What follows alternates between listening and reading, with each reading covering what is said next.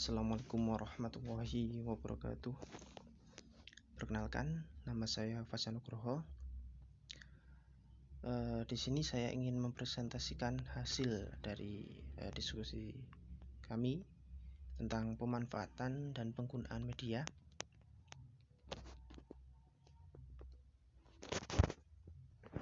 Oke, yang pertama yaitu tentang pemanfaatan media pembelajaran. Nah, pola pemanfaatan media. Ada beberapa pola pemanfaatan media pembelajaran. Berikut ini pola-pola pemanfaatan media pembelajaran yang dapat dilakukan antara lain. Yang pertama yaitu pemanfaatan media dalam situasi kelas atau class setting. Dalam tatanan atau setting ini, media pembelajaran dimanfaatkan untuk menunjang tercapainya tujuan tertentu. Pemanfaatannya pun dipadukan dengan proses belajar mengajar dalam situasi kelas. Dalam merencanakan pembelajaran media itu, guru harus melihat tujuan yang akan dicapai, materi pembelajaran yang mendukung tercapainya tujuan itu, serta strategi belajar mengajar yang sesuai untuk mencapai tujuan itu. Media pembelajaran yang dipilih haruslah sesuai dengan 3 hal itu, yang meliputi tujuan, materi, dan strategi pembelajaran. Terus yang kedua, pemanfaatan media di luar situasi kelas. Nah, banyak ya pemanfaatan media secara pembelajaran di luar situasi dapat dibedakan menjadi 2 kelompok utama. Yang pertama, pemanfaatan media bebas. Nah, pemanfaatan secara bebas adalah bahwa media itu digunakan tanpa kontrol atau diawasi. Pembuatan program media mendistribusikan program media di masyarakat memakai media. Nah, baik dengan cara diperjualbelikan maupun didistribusikan secara bebas. Hal itu dilakukan dengan harapan media itu akan digunakan orang dan cukup efektif untuk mencapai tujuan tertentu. Nah, pemakai media menggunakan media menurut kebutuhan masing-masing. Biasanya pemakaian media menggunakannya secara perorangan. Dalam menggunakan media itu, pemakai tidak dituntut untuk mencapai tingkat pemahaman tertentu. Mereka juga tidak diharapkan untuk memberikan umpan balik kepada siapapun dan juga tidak perlu mengikuti tes atau ujian. Yang ke B yaitu pemanfaatan media secara terkontrol. Pemanfaatan media secara terkontrol adalah bahwa media itu digunakan dalam suatu rangkaian kegiatan yang diatur secara sistematis untuk mencapai tujuan tertentu. Apabila media itu merupakan media pembelajaran, sasaran didik atau audiens diorganisasikan dengan baik.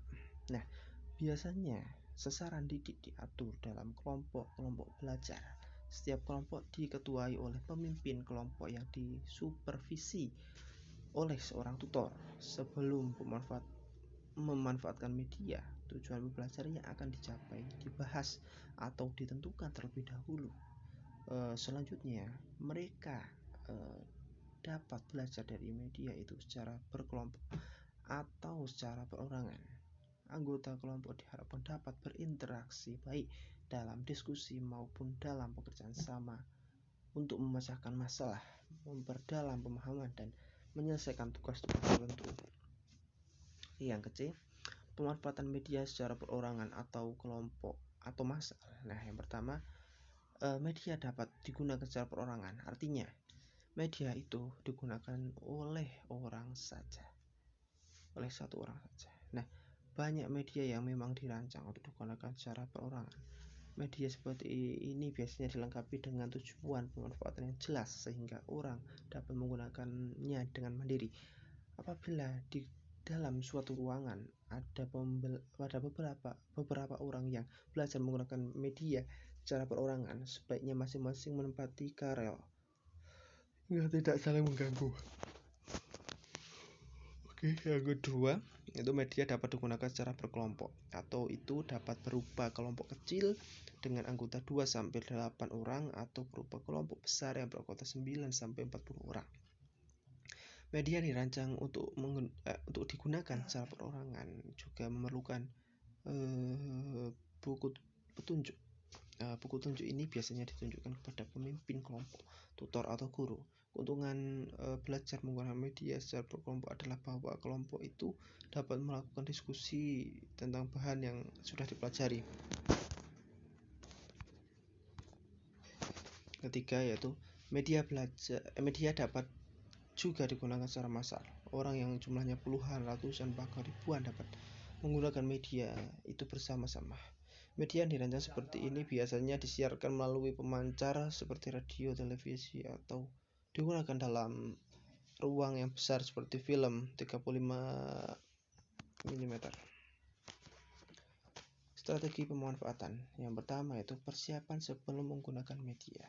Pertama-tama pelajari buku petunjuk yang telah disediakan. Kemudian kita ikuti petunjuk-petunjuk itu.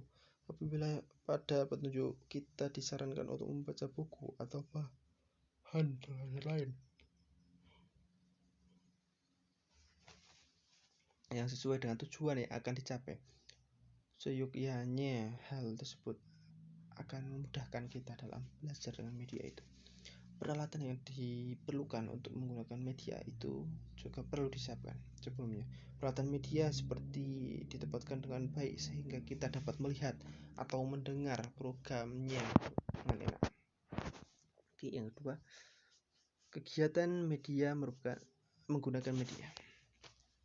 Yang perlu dijaga selama kita menggunakan media adalah suatu ketenangan. Gangguan-gangguan yang dapat mengganggu perhatian dan konsentrasi harus dihindarkan.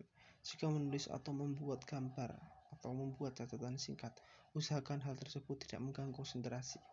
Ada kemungkinan selama sajian media berjalan kita diminta melakukan sesuatu, misalnya menunjukkan gambar, membuat garis, menjawab pertanyaan, dan sebaiknya. Perintah-perintah itu sebaiknya dijalankan dengan tenang. Jangan sampai mengganggu teman lain. Oke, yang ketiga, kegiatan tindak lanjut. Maksud kegiatan tindak lanjut di sini adalah untuk menjelajahi apakah tujuan telah tercapai. Nah, selain itu juga menetapkan pemahaman terhadap materi instruksional yang dicapai melalui media bersangkutan. Yang ke B, penggunaan media pembelajaran. Nah, media adalah peralatan atau pengantar pesan dari pengirim ke penerima pesan. Nah, mengartikan media adalah sebagai salah satu bentuk dan saluran untuk proses transmisi informasi atau pesan. Secara sederhana, apa yang dimaksud dengan media dapat dikelompokkan dalam dua pengertian. Pengertian pertama dikatakan bahwa media adalah segala yang dapat digunakan untuk mencapai atau menjelaskan pesan pembelajaran, dan pengertian yang kedua yaitu media yang dirancang secara khusus untuk mencapai tujuan atau kompetensi pembelajaran tertentu. Oke. Penggunaan media pembelajaran yang akan dibahas ini mengikuti taksonomi Lessing dan kawan-kawan antara lain. Nah, media berbasis manusia.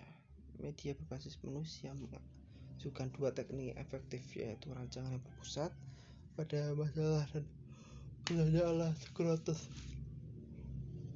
yang berpusat masalah langkah-langkahnya antara lain. Pertama itu merupakan masalah relevan, yang ke B mengidentifikasi pengetahuan dan keterampilan terkait untuk memecahkan masalah, yang ke C mengajarkan mengapa pengetahuan itu penting dan bagaimana pengetahuan itu dapat diterapkan untuk memecahkan masalah, yang ke D tuntun eksplorasi siswa, yang ke E mengembangkan masalah dalam konten yang beragam dengan tahapan tingkat kerumitan, yang ke F nilailah pengetahuan siswa dengan memberikan masalah baru untuk dipecahkan. Apapun teknik bertanya ala Socrates, menekankannya adalah penjelasan konsep-konsep dan gagasan-gagasan melalui pertanyaan-pertanyaan pancingan. 2. Media berbasis cetakan. Materi pembelajaran berbasis cetakan yang paling umum dikenal adalah buku teks, buku penuntun, jurnal, majalah, dan lembaran lepas. Teks berbasis cetakan menurut 6 elemen yang perlu diperhatikan saat merancang, yaitu konsisten, format, organisasi, daya tarik, ukuran huruf, dan penggunaan spasi kosong. Beberapa cara yang digunakan untuk menarik perhatian pada media berbasis teks adalah warna, huruf, kotak. Yang ketiga, media berbasis visual. Media berbasis visual atau image atau perumpamaan memegang peran yang sangat penting dalam proses belajar. Media visual dapat mempelajari pemahaman, misalnya melalui elaborasi struktur dan organisasi dan memperkuat ingatan. Visual dapat pula menumbuhkan minat siswa dan dapat memberikan hubungan antara isi materi pembelajaran dengan dunia nyata. Agar menjadi efektif, visual sebaiknya digunakan pada konteks yang bermakna dan siswa harus berinteraksi dengan visual atau image. Itu untuk meyakinkan suatu proses informasi. Yang keempat, media berbasis audiovisual. Media pembelajaran berbasis audiovisual merupakan penggabungan media visual dengan menggunakan suara atau audio. Salah satu pekerjaan penting yang perlu dalam media audiovisual adalah penulisan naskah dan storyboard yang memerlukan persiapan yang banyak, rancangan dan penelitian. Media berbasis komputer. Di masa ini komputer memiliki fungsi yang berbeda dalam bidang pendidikan dan latihan. Komputer berperan sebagai manajer dalam proses pembelajaran dikenal dengan nama Computer Managed Instruction (CMA). Ada pula peran komputer dalam membantu tambahan pembelajaran pengetahuan meliputi penyajian informasi, sistem materi pembelajaran, latihan dan keduanya. Terima kasih. Mungkin itu saja pemaparan dari saya. Apabila ada salah kata, saya mohon maaf yang sebesar-besarnya. Akhirul kalam wa wahul muwaffiq ila aqwamit thoriq. Assalamualaikum warahmatullahi wabarakatuh.